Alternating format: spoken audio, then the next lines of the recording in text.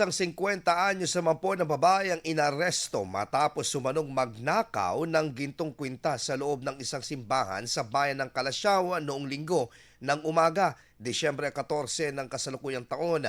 Ayon sa ulat ng Calasiao Municipal Police Station, naganap ang nasabing insidente bandang alas 7:40 ng umaga habang dumadalo ng misa ang biktima na isang 72 years old na lalaki.